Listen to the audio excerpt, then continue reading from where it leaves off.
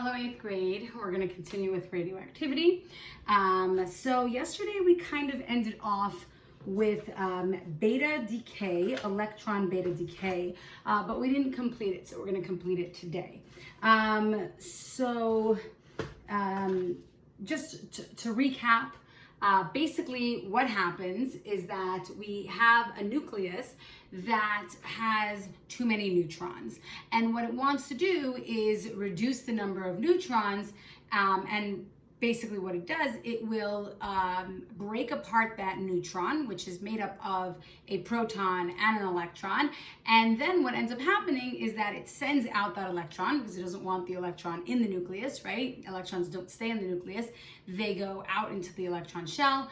It will send out the electron, and what will end up happening is that there will end up being an extra proton now in that nucleus. And if there's an extra proton in that nucleus, it will undergo transmutation and turn into a whole nother element.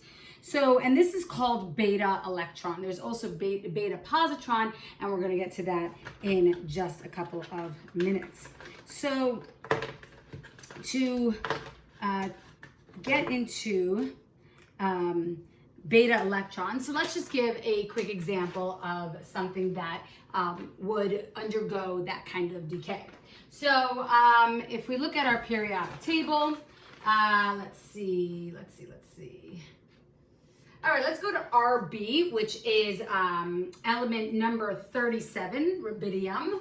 So RB, element number 37. Remember, it will have 37 protons in this atom. And let's see, we'll have the atomic number 87. And by the way, if you look at the periodic table, the atomic number, the average atomic number is 85, right? 0.4578.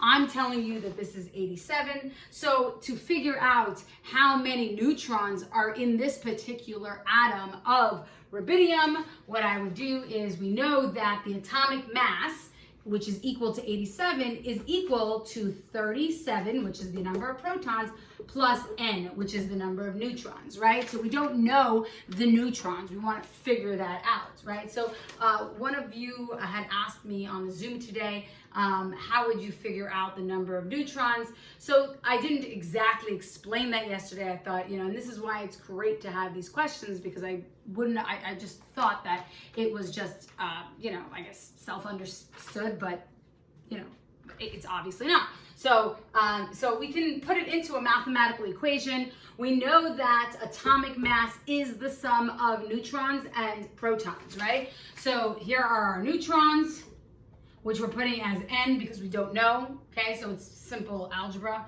And then this would be our protons, right? And then if we add these two together, then we have our atomic mass, right? So, and that would be that 87 over here, which is the number that I told you was the mass of this particular atom, right? And so our protons and our neutrons added together is going to get our atomic mass. So how do we figure out what our atomic mass is? So if I have, I'm going to erase this over here, 37 plus n is equal to 87. We're just going to subtract 37 on both sides. And 7 minus 7 is 0. 8 minus 3 is 5. And then we bring down that n. N is equal to 50. Okay? So that's just pretty simple. Right there, we could figure out how many neutrons there are. And by the way, if you notice that the number of protons and the number of neutrons are not always equal. Okay? Unlike protons and electrons that are always going to be equal, protons and neutrons are not. Okay? Sometimes they are, but sometimes they're not. Okay? They usually are not. Okay? So this is the amount of neutrons that this particular atom has. However, it's unstable. Okay? And so it has too many neutrons, which means that it's too big. This atom is too big, and that strong force is decreasing in strength, right? It's weakening. And so it wants to get rid of a neutron, right? It wants to get rid of neutrons.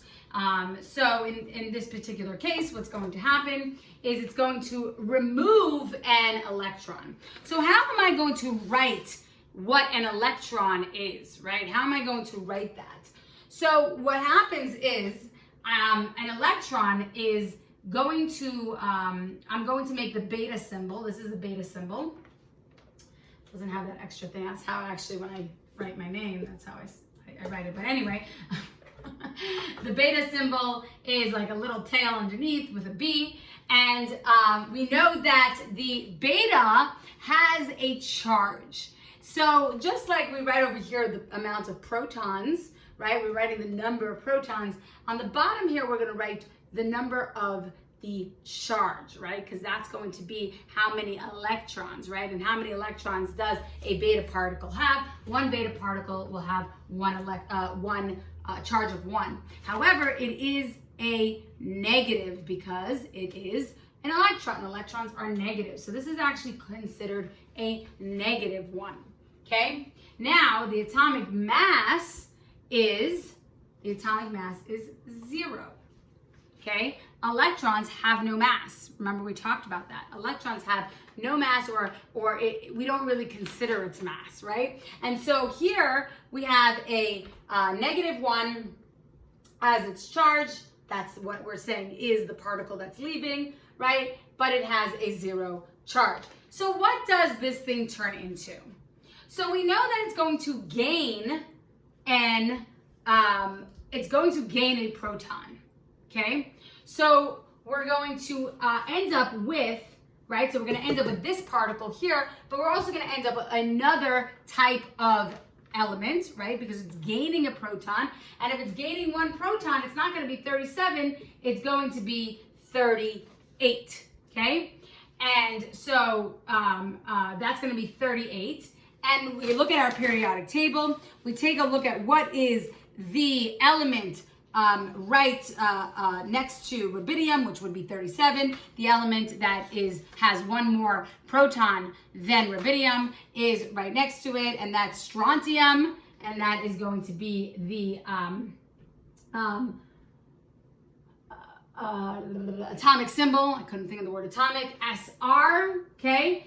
And we know that no mass was actually lost, right? Because we know that the electron actually has no mass, and so no mass was actually lost in this case, and so this is going to have the atomic mass of 87, okay? So even though it lost a neutron, it gained a proton. So if it loses 1 AMU but gained in another 1 AMU, right? So really that just balances out. There's really no gain, right? -1 and +1 is 0, right? There's a 0 gain there. And so the atomic mass is going to be 87. And by the way, to figure out the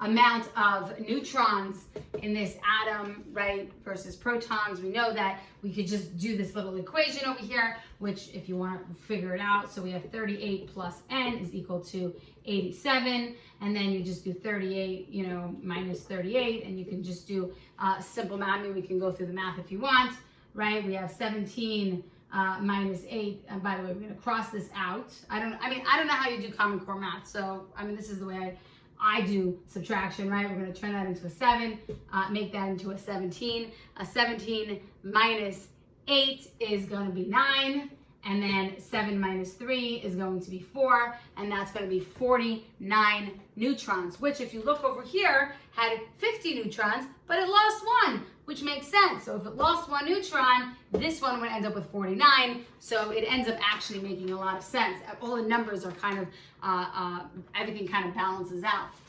Well, another thing that if you notice, right, that balances out, just looking at the time, see that? Okay. Another number that balances out is if I have this 38 over here and I have a -1 over here.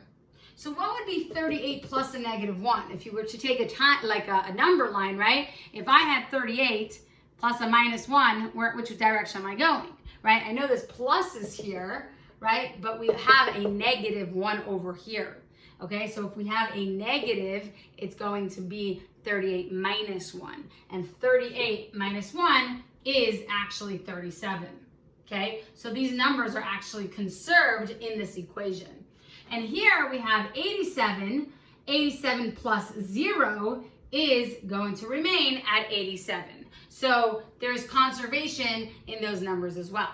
By the way, if anybody here is confused about this concept with 37 minus 1, just let me know in the Zoom chat tomorrow, but I can just very quickly just try to explain it.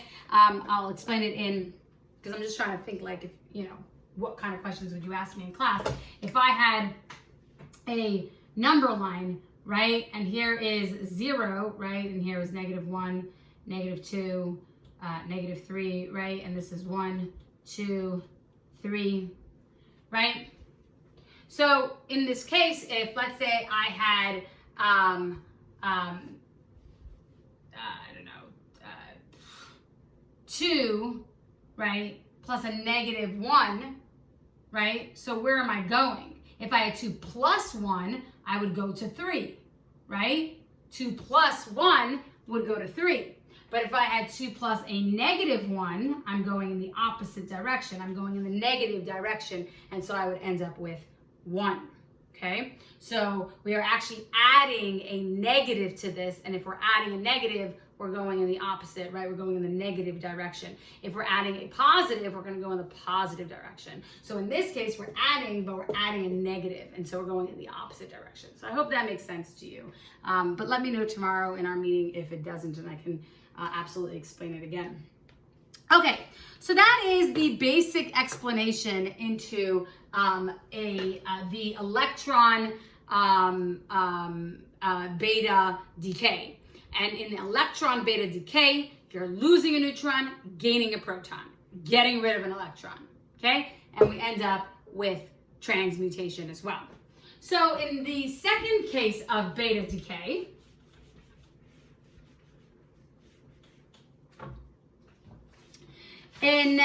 so remember we said that there are 2 kinds.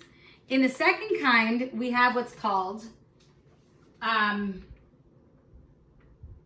I think I mentioned this to you already, there's electron and then there's positron. So the second type of beta decay is beta positron decay. And in the case of beta positron decay, what exactly is a positron? We never ever talked about a positron before. We've only talked about protons, neutrons, and electrons. So what is a positron? What is a positron?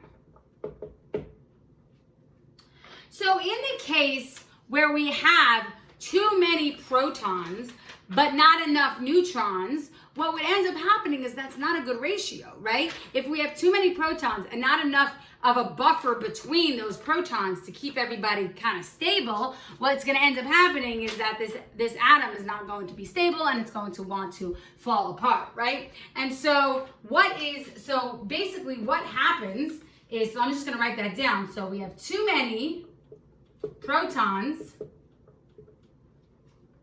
not enough neutrons.